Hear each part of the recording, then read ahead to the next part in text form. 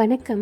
இன்றைக்கி நம்ம சாய் விருந்து சேனலில் 100க்கும் மேற்பட்ட நோய்களை குணப்படுத்தக்கூடியதாக சித்த மருத்துவத்தில் சொல்லப்பட்டிருக்க ஆஸ்பிரகஸ் தண்ணீர் விட்டான் கிழங்கு எப்படி சுவையாக சமைக்கலான்னு வாங்க பார்க்கலாம்.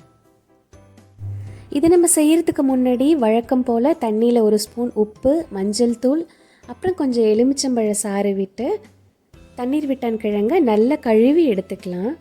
இதில் இருக்க ரசாயனங்கள் அப்புறம் பூச்சி இது எல்லாத்தையும் இது எடுத்துரும். இது செய்கிறதுக்கு ஆஸ்பிரகஸை நான் இந்த மாதிரி சின்ன சின்ன துண்டுகளாக நறுக்கி எடுத்திருக்கேன்.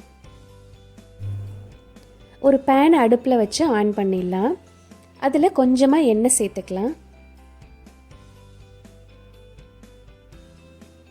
எண்ணெய் சூடானதும் 1 டீஸ்பூன் கடுகு,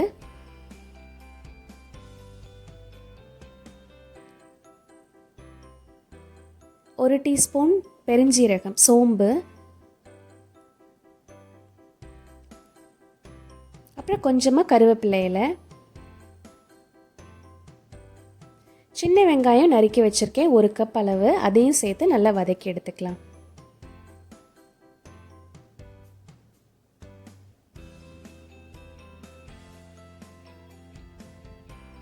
வெங்காயம் நல்லா வதங்கினதும் நான் ஒரு பெரிய சைஸ் தக்காளி பழம் கட் பண்ணி வச்சுருக்கேன், அதையும் சேர்த்துடலாம். தக்காளி நல்லா மசிகிற வரைக்கும் வதக்கி எடுத்துக்கலாம். இதில் 1 ஸ்பூன் உப்பு சேர்த்துக்கிறேன், அப்போ தக்காளி சீக்கிரம் வதங்கிடும்.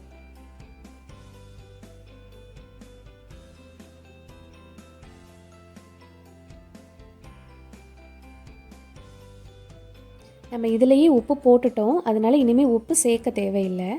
தக்காளி நல்லா வதங்கினதும் 1 டீஸ்பூன் மஞ்சள் தூள்,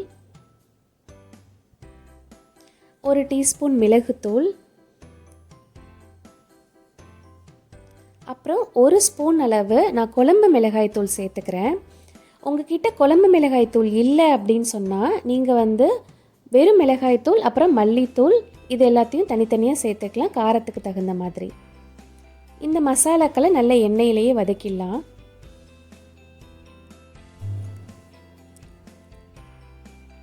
மசாலாலாம் நல்லா வதங்கினதும் இதில் தேவையான அளவு தண்ணி சேர்த்துக்கலாம்.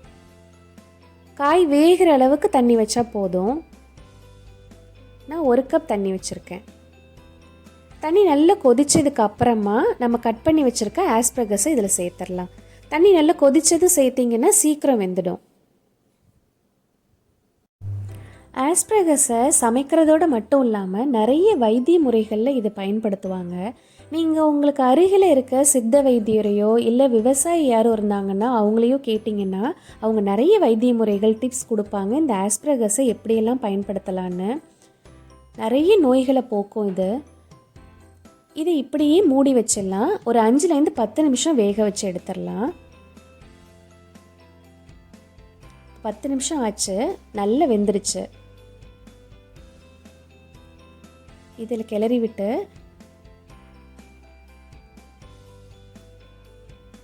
இதில் ஒரு 1/2 கப் அளவு தேங்காய் சேர்த்துருக்கேன், துருகின தேங்காய். நல்ல ஃப்ரெஷ்ஷான தேங்காவாக சேர்த்துக்கோங்க, அப்போ டேஸ்ட் இன்னும் கூடுதலாக இருக்கும்.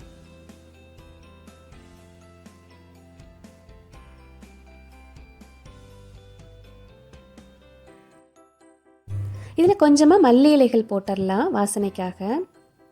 நீங்கள் இதை இன்னும் கொஞ்சம் தண்ணி விட்டு செமி கிரேவியாகவும் செஞ்சு எடுத்துக்கலாம். அப்போ சாதத்துக்கு பிசைஞ்சு சாப்பிட இன்னும் நல்லாயிருக்கும். நான் சாம்பார் சாதத்துக்கு தொட்டுக்கிற மாதிரி ட்ரையாக பண்ணியிருக்கேன். அவ்வளோதான், சுவையான ஆரோக்கியமான ஆஸ்பிரகஸ் ஃப்ரை தண்ணீர் விட்டான் கிழங்கு வறுவல் ரெடி ஆயிடுச்சு.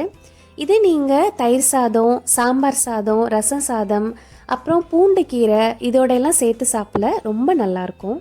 செஞ்சு பார்த்துட்டு எப்படி இருந்துச்சுன்னு சொல்லுங்கள். நன்றி.